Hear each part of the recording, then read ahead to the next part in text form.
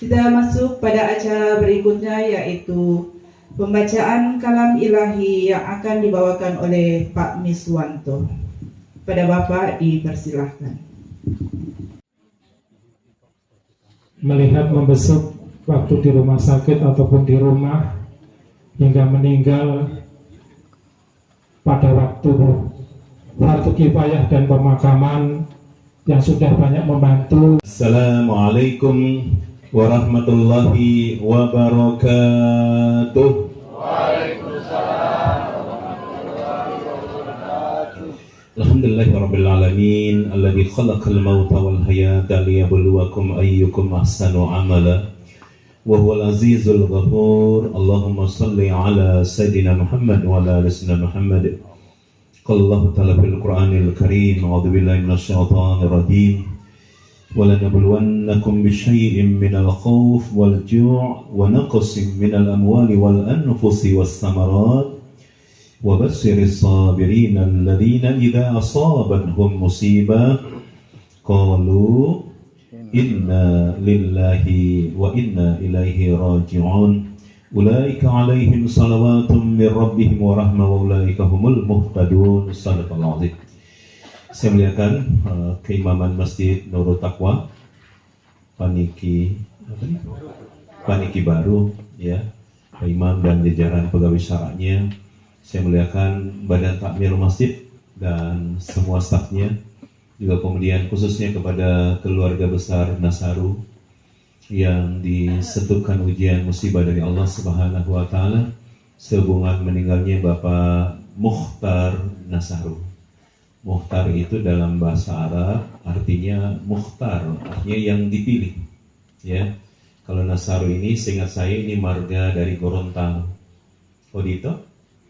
Oh jelas ya, jadi yang menjawab.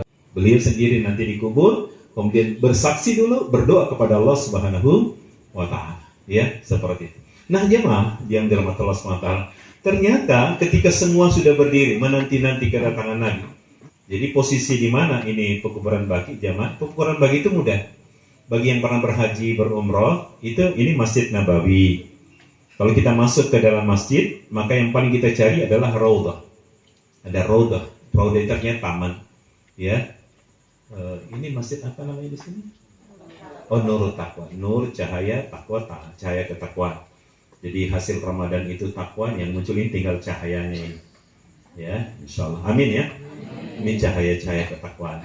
Nah, kalau kita masuk ke dalam Masjid Nabawi, yang paling kita cari satu tempat yang disebutkan oleh Nabi, ya, keluar sebelah kanan, kemudian berbelok langsung kita ke suatu gang yang besar, yang kemudian kita akan lintasi. Di situ ada kuburnya Rasulullah SAW. Di belakang mimbar, kemudian ke sana ke sebelah kanan lagi ada kubur Nabi, kemudian kuburnya Abu Bakar As-Siddiq radhiyallahu an, dan kemudian kuburnya Umar bin Khattab radhiyallahu anhuma. Nah, ketika kita keluar dari gang besar itu pekuburan baki langsung terlihat. Ya, satu tempat yang agak tinggi sedikit, kita naik, kemudian kita akan berziarah. Di situ dikuburkan kurang lebih 10.000 sahabat. Di pekuburan baki itu, yang sekarang masih menerima pemakaman. Dan pekuburan itu sudah ada. Cuma kan pekuburan di sana tidak seperti kita. Kalau pekuburan kita ini kan, sesudah dikubur langsung kita beton.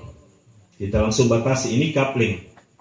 Kalau di sana tidak, ya. Yang punya tanda kubur sebagai kubur itu cuma orang yang hafal Quran. Para hafiz Quran diberi tanda. Ini kuburnya seorang yang penghafal Al-Quran. Yang tidak hafal Quran, apalagi juz amma, ya, juz amma cuma batu kecil saja. Atau orang ini kan yang hafal yang juz amma itu, ya.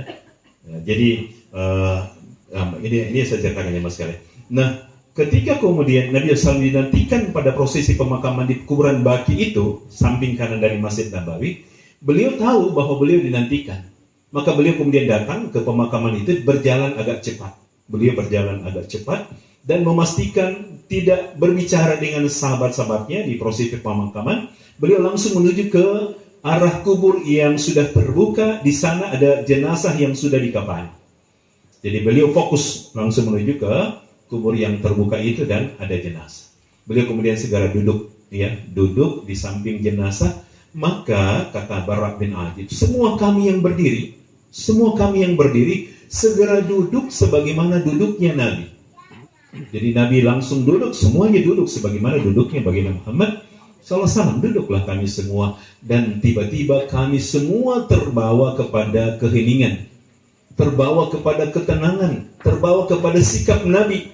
Karena ketika Nabi datang duduk, beliau kemudian langsung tenang, diam, berhadapan dengan jenazah, berhadapan dengan kubur yang terbuka di depannya.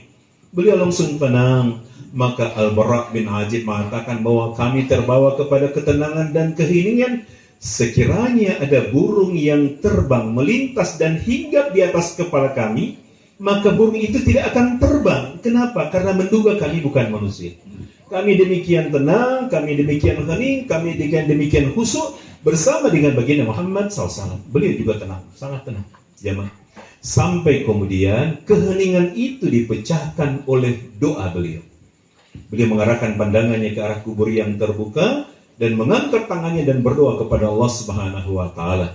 Allahumma inni a'udzubika min 'adzabil qabri. Allahumma inni a'udzubika min 'adzabil qabri. Allahumma inni a'udzubika min 'adzabil qabri.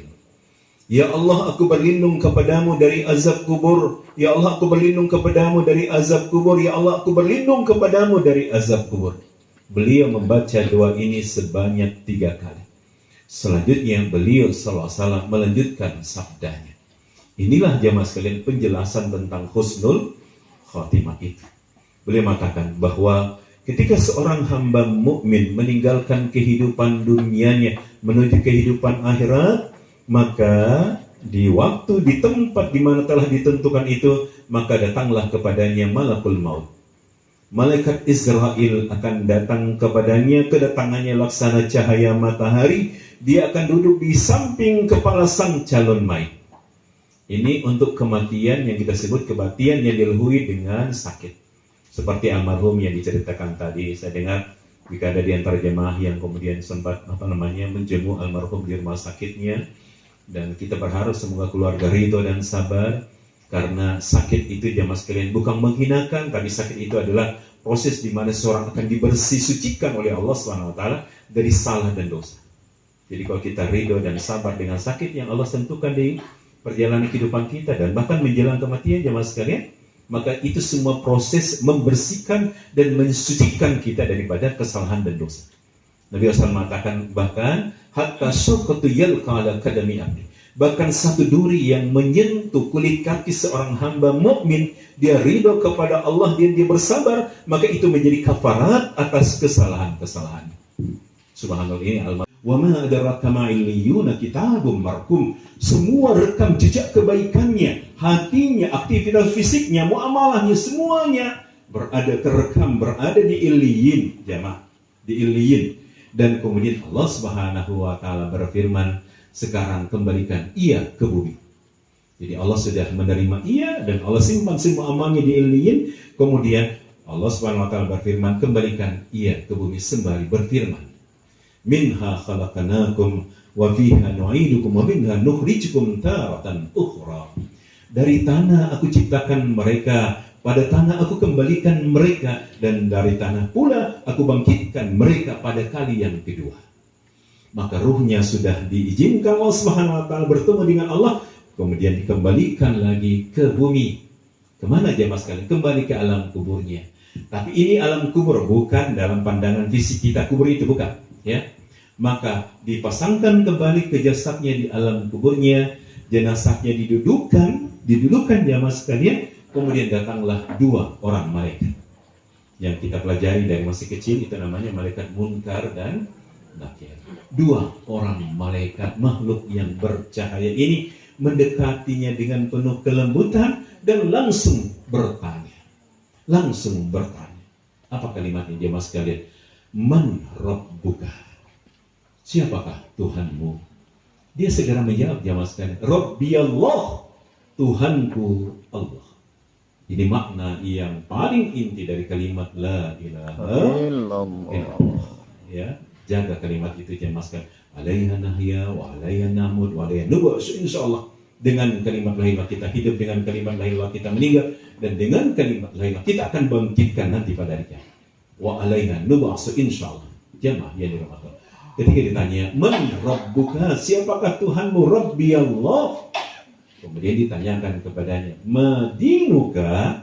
Apakah agamamu? "Ad-dini al-Islam." Agama Islam. Siapakah yang diutus padamu? Kalau dalam hadis yang lain, "Man nabiyuka?" Tadi dalam hadis ini yang diriwayatkan oleh Imam Ahmad dan 6 perawi lain hadisnya menyebutkan bahwa siapakah yang diutus padamu? Maka dia mengatakan dia adalah Muhammad Rasulullah sallallahu alaihi wasallam.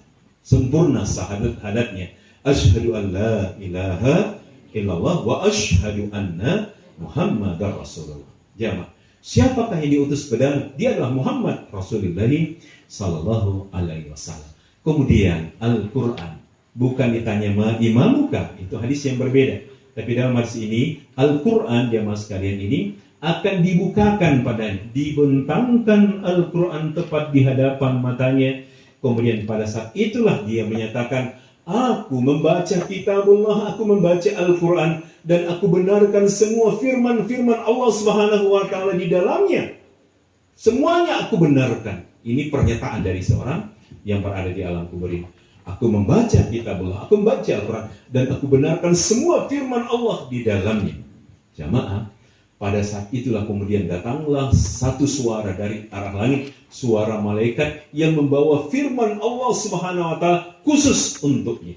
Sesudah ia menjawab 4 pertanyaan ini, satu kalimat firman Allah Subhanahu wa Ta'ala yang dibawa oleh malaikat menembus alam kuburnya, dan kalimat itu berbunyi, "Hambaku benar. Hambaku benar, maka bukakanlah baginya pintu-pintu surga, datangkan aroma surga memenuhi semua alam kuburnya."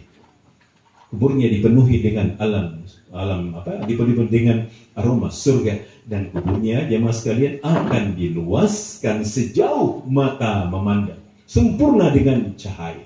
Diluaskan sejauh mata memandang, penuh dengan cahaya. Dan kemudian pada saat itu jemaah sekalian semakin dia bingung, dia bertambah kegembiraan dan kegirangan karena aroma kuburnya, aroma surga kuburnya diluaskan sejauh mata memandang dan penuh dengan cahaya itu jemaah sekalian. Dia kemudian dikagetkan, ditambah kegembiraan. Kenapa? Karena tiba-tiba datang seseorang. Kalau seorang laki-laki, maka yang datang kepadanya seorang laki-laki tampan, menawan, mengenakan jubah kebesaran, lengkap dengan cahaya di wajahnya. Ya, dia datang dengan keharumannya. Seorang laki-laki tampan, menawan, berbinar wajahnya, mengenakan jubah kebesaran, lengkap dengan keharumannya. Mendekat kepadanya, dan dia kemudian heran. Ya, dia langsung bertanya, "Siapakah engkau? Siapakah engkau? Engkau membawa kegembiraan dan kebahagiaan kepadaku. Siapakah engkau?" Kalau seorang wanita yang meninggal, maka yang datang kepadanya seorang wanita yang cantik jelita, yang wajahnya berbinar cemerlang, mengenakan jubah kebesaran, lengkap dengan uangnya. Maka si mayit ini bertanya, "Siapakah engkau? Siapakah engkau? Engkau datang membawa kegembiraan dan kebahagiaan kepadaku. Siapakah engkau?" Jamaah, pada saat itu kemudian sang pemilik wajah tampan yang cantik jelita ini kemudian berkata, Aku adalah amalmu yang saleh. Aku adalah amalmu yang salihah." Kalau dia seorang wanita, aku adalah amalmu yang saleh. Aku bukan makhluk lain, aku bukan orang lain. Dan jamaah, dialah yang menjadi temannya di alam kubur. Subhanallah, soalnya dia berkata, "Aku adalah syahadatmu, aku adalah solatmu, aku adalah zakatmu, aku adalah puasamu, kesabaranmu dalam menjalani puasa, aku adalah hajimu ketika engkau mampu secara finansial, man istata'a ilaihi sabila, ketika engkau mampu dan engkau menunaikan haji dan umrah." Seluruhan kebaikan itu jamaah sekalian, muamalah dia dengan orang lain di hari-hari Syawal seperti ini, dia mudah memberikan pemaafan. Subhanallah, di hari-hari orang membutuhkan tentang finansial yang tinggi, dia mudah kemudian bersedekah dengan keyakinan bahwa tidak akan berkurang sedekah, harta tidak akan berkurang dengan sebab sedekah, dan sedekah tidak akan mengurangi harta. Aku adalah amalmu yang sah.